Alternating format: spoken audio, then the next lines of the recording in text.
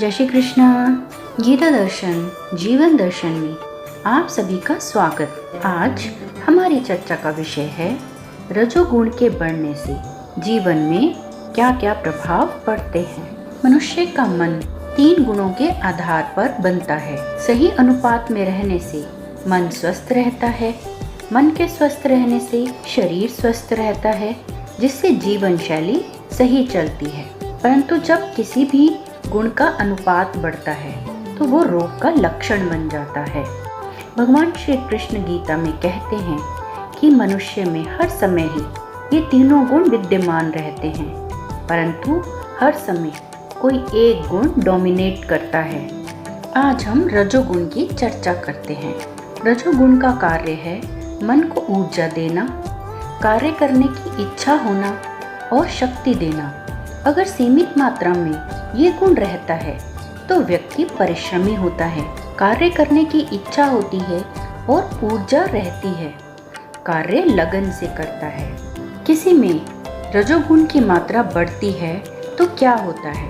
वह मनुष्य अत्यधिक ऊर्जा के साथ कार्य करने वाला हो जाता है, अधिक परिश्रमी हो जाता है। मन में कार्य को लेकर अनेक प्रकार की योजनाएं जन्म लेती हैं और उन्हें पूरा करने की इच्छा होती है और अपनी पूरी शक्ति के साथ वह उन्हें पूरा करने में लग जाता है।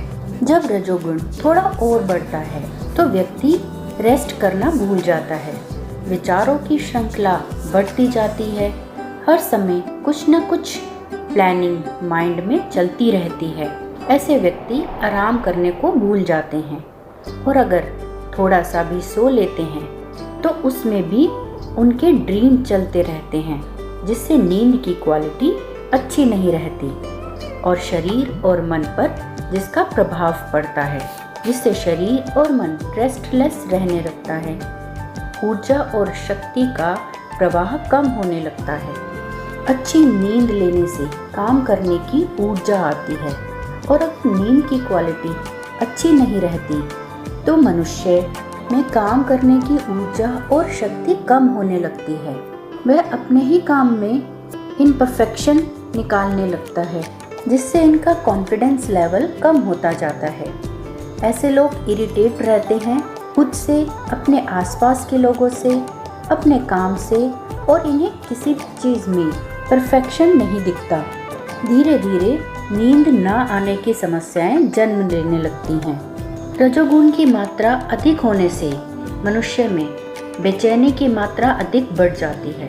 ऐसे लोग अकेले नहीं रह पाते, हर समय साथ में इनको कोई ना कोई चाहिए होता है। मन की शक्ति कम होती जाती है। अच्छी नींद ना लेने के कारण इनमें कार्य करने की क्षमता कम हो जाती है, परंतु रजोगुण के बढ़ने के कारण ऐसे लोग खाली बैठ ही नहीं सकते, रेस्ट कर ही नहीं सकते और जो भी करते हैं वो जल्दबाजी में करते हैं। हर समय नेगेटिव थॉट से घिरे रहते हैं, मन में नेगेटिविटी घर कर लेती है, हर बात पर जल्दी रिएक्ट करते हैं, शांति से बैठ नहीं सकते और नेचर में एग्रेशन आ जाता है।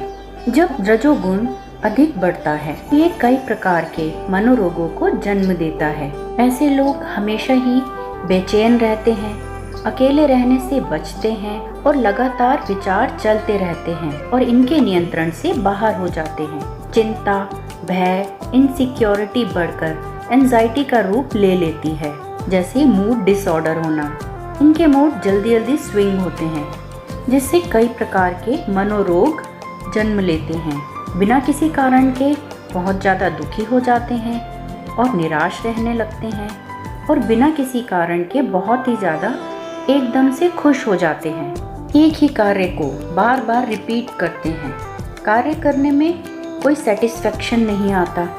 एक ही कार्य को बार बार रिपीट करते हैं, इनसिक्योरिटी और फियर से भरते जाते हैं।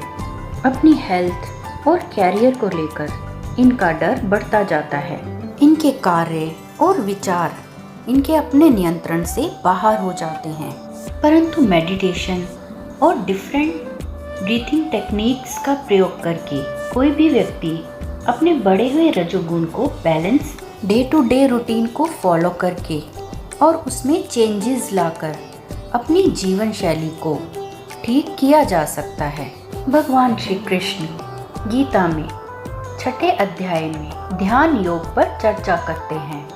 यदि मनुष्य ध्यान योग का अभ्यास करे, निरंतर अभ्यास करे, तो जीवन में खुशी, अच्छा स्वास्थ्य, शांति तो आती ही है, साथ ही सफलताएं भी हमारे जीवन में हमारा स्वागत करती हैं। जय श्री कृष्णा।